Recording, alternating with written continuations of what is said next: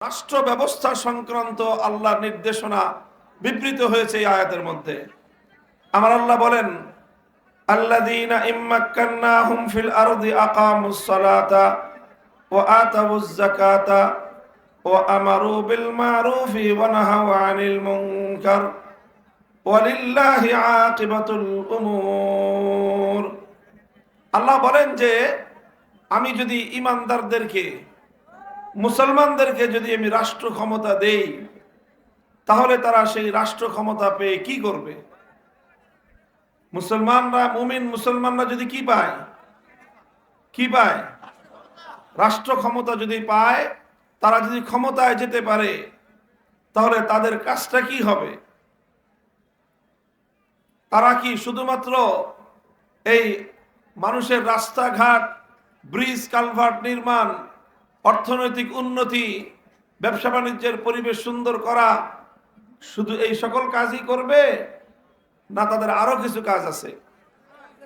কোরআনে কারীম বলতেছে যে মুমিন মুসলমানরা যদি ক্ষমতায় যেতে পারে, রাষ্ট্র ক্ষমতা পায়, তাহলে বিশেষভাবে তারা 4টা কাজ করবে। কয়টা কাজ? এক নম্বর কাজ হলো আকামুস সালাহ। তারা রাষ্ট্রে, সমাজের সর্বস্তরে মুসলমানদের মধ্যে নামাজ কায়েম করবে। 2 নম্বর কাজ হলো রাষ্ট্রের সর্বস্তরে মুসলমানদের মধ্যে তারা যাকাত ব্যবস্থা প্রতিষ্ঠা করবে। 3 নম্বর কাজ হলো ওয়া আমারু বিল মারুফ। তারা সকল মানুষকে সৎ কাজের, ন্যায় কাজের নির্দেশ দিবে, সৎ কাজের আদেশ করবে। 4 নম্বর কাজ হলো তাদের ওয়া নাহাউ আনিল মুনকার। যাবতীয় অন্যায়, শরীয়ত গর্হিত কাজ থেকে তারা মানুষকে বাধা দিবে।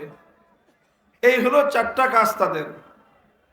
এই 4টা কাজের মধ্যে প্রথম 2টি কাজ বিশেষভাবে আল্লাহ পাক রব্বুল আলামিন 2টা ইবাদতের কথা বলেছেন, নামাজ এবং যাকাত। ইবাদত কি ইবাদত না বলেন তো? এগুলো ইবাদত কি না? ইবাদত। বরং বলা যায় ইসলামের মধ্যে ঈমান গ্রহণ করার পরে সবচেয়ে গুরুত্বপূর্ণ বিধান হলো নামাজ। কথা বলেন ঠিক কিনা? নামাজের পরেই গুরুত্বপূর্ণ বিধান হলো যাকাত। তো আল্লাহ পাক রব্বুল আলামিন এখানে স্পষ্ট ভাষায় কোরআনের এই আয়াতে নির্দেশনা দিয়েছেন যে মুসলমানরা রাষ্ট্র ক্ষমতা পেলে এই ক্ষমতা প্রয়োগ করে সর্বপ্রথম ইসলামের এই গুরুত্বপূর্ণ বিধানগুলো তারা সমাজের মধ্যে বাস্তবায়ন করবে। সমাজের মধ্যে যদি এই বিধানগুলো বাস্তবায়ন করা হয় প্রথমে, তাহলে সকল জায়গায় এর সুপ্রভাব পড়বে।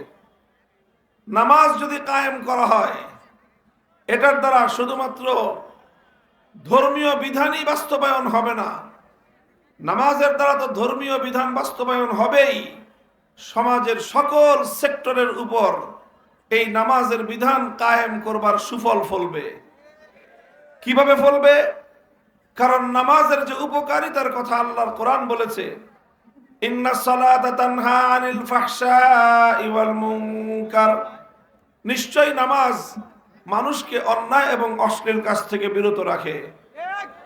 কাজেই যখন রাষ্ট্রের মধ্যে সরকার নামাজকে ব্যাপকভাবে কায়েম করবে, সরকারের নেতারা, সরকারের মন্ত্রীরা, রাজনৈতিক নেতা, আমলা যারা রয়েছে, সরকারি কর্মচারী, কর্মকর্তা, সকল সেক্টরে জনগণ, ব্যবসায়ীরা, প্রত্যেকটা মানুষ, ঠিকাদাররা, যারা যেই সেক্টরে আছে, প্রত্যেকের উপর যদি নামাজের বিধান কায়েম করা হয়, তাহলে প্রত্যেকের জীবনে নামাজ তার সুপ্রভাব সৃষ্টি করবে এবং প্রত্যেকটা মানুষের ব্যক্তিগত জীবনে মানুষকে অন্যায় এবং অশ্লীল কাজ থেকে বিরত রাখার জন্য নামাজ সবচেয়ে বেশি ভূমিকা পালন করবে।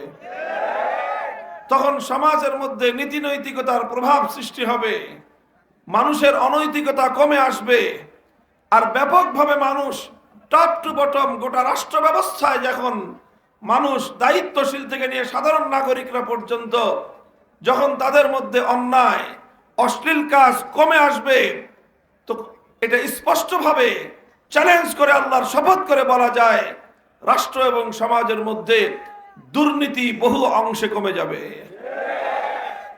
মানুষ জনগণের সম্পদ চুরি করবে না দায়িত্বশীলরা, বরং তারা প্রত্যেকেই তারা নামাজের সুফল তাদের জীবনে প্রতিফলিত হতে আরম্ভ করবে এবং তখন আর দেখা যাবে ইনশাআল্লাহ নামাজের বরকতে যে রাষ্ট্রে সরকার পূর্ণভাবে নামাজের বিধান কায়েম করতে পারবে সে দেশে ইনশাআল্লাহ ব্রিজ নির্মাণে লোহার বদলে রড বাঁশ ব্যবহার হবে না, রডের জায়গায় বাঁশ দিবে না, সিমেন্টের জায়গায় মাটি দিবে না।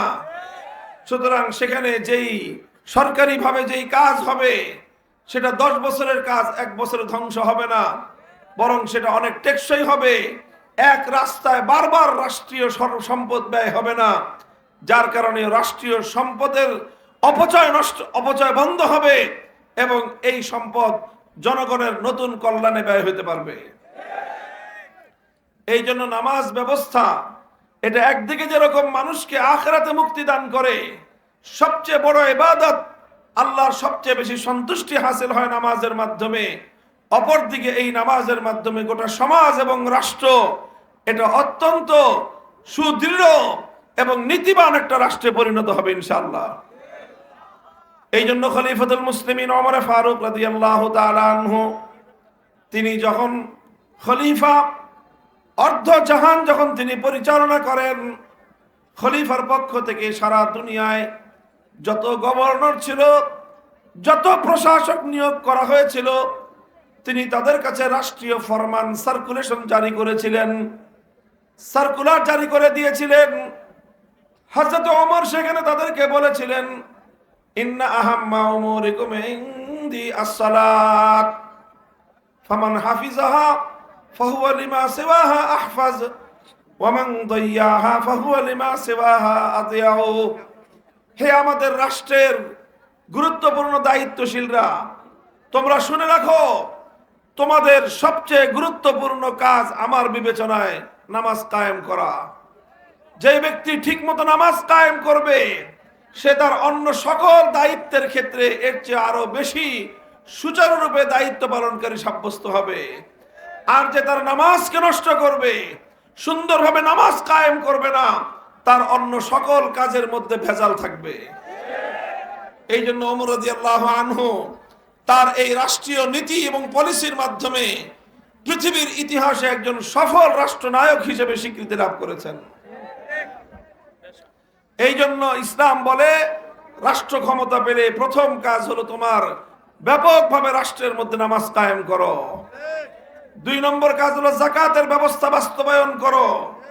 যদি যাকাত ব্যবস্থা বাস্তবায়ন করা হয় তাহলে আল্লাহ প্রদত্ত এই ইসলামী শরীয়তের গুরুত্বপূর্ণ বিধান যাকাত ব্যবস্থার উপর আস্থা রেখে আমরা অত্যন্ত দ্ব্যর্থহীন ভাষায় আমরা কথা বলতে পারি, যেই সমাজে যাকাত ব্যবস্থা বাস্তবায়িত হবে সেই সমাজে দারিদ্র বলতে কোনো কিছু থাকবে না ইনশাআল্লাহ।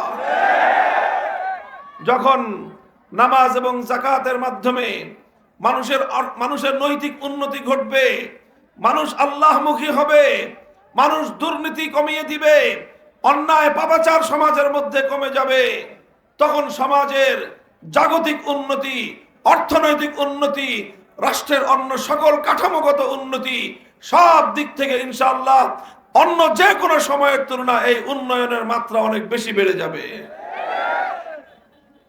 এটা হলো একটা কথা। আমি অন্য আরেকটা কথা বলার জন্য মূলত এই আয়াত আপনাদের সামনে আলোচনা করেছি। সেটা হলো আমার এই আলোচ্য তেলাওয়াতকৃত আয়াত একটা কথা স্পষ্ট ভাষায় মুসলমানদের কাছে পয়গাম পৌঁছে দিয়েছে। সেটা হলো এই, মুসলমানরা রাষ্ট্র ক্ষমতা পেলে তাদের দায়িত্ব হলো সেই রাষ্ট্র ক্ষমতা প্রয়োগ করে সমাজে, রাষ্ট্রে ইসলাম কায়েম করবে। কথা বলেন ঠিক কিনা? এটা কার বিধান? জোরে বলেন, কার বিধান? এটা আল্লাহর বিধান যে রাষ্ট্র ক্ষমতা পেলে তার প্রথম কাজ হলো নামাজ কায়েম করা, 2 নম্বর কাজ হলো যাকাত বাস্তবায়ন করা। তো নামাজ কায়েম করা, যাকাত বাস্তবায়ন করা, এগুলো ইসলাম ধর্মের বিধান কিনা বলেন? তাহলে রাষ্ট্রের সাথে কোরআনের আলোকে, ইসলামের আলোকে রাষ্ট্রের সাথে ধর্মের সম্পর্ক আছে না নাই? রাষ্ট্র ক্ষমতার সাথে নামাজের সম্পর্ক আছে না নাই? রাষ্ট্র ক্ষমতার সাথে যাকাত ব্যবস্থা বাস্তবায়ন করার সম্পর্ক আছে না নাই? রাষ্ট্রের সাথে ইসলামের দৃষ্টিকোণ থেকে, আল কোরআনের দৃষ্টিকোণ থেকে, আল্লাহর নবীর পয়গম্বরের জীবন আদর্শের আলোকে এ কথা সন্দেহাতীত ভাবে বলা যায় যে ইসলাম যেটা বলেছে, ইসলামের বক্তব্য অনুযায়ী রাষ্ট্র ব্যবস্থা কোনোদিনও মুসলমানদের হাতে যদি আসে ইসলামের বাইরে যেতে পারে না। তাহলে ইসলাম বলতেছে রাষ্ট্র ক্ষমতা চলবে ইসলামের বিধান অনুযায়ী, রাষ্ট্র ক্ষমতা চলবে এবং রাষ্ট্র ক্ষমতার মাধ্যমে নামাজ কায়েম করা হবে, যাকাত বাস্তবায়ন করা হবে, ইসলামী শরীয়তের অন্যান্য বিধানগুলি বাস্তবায়ন করা হবে।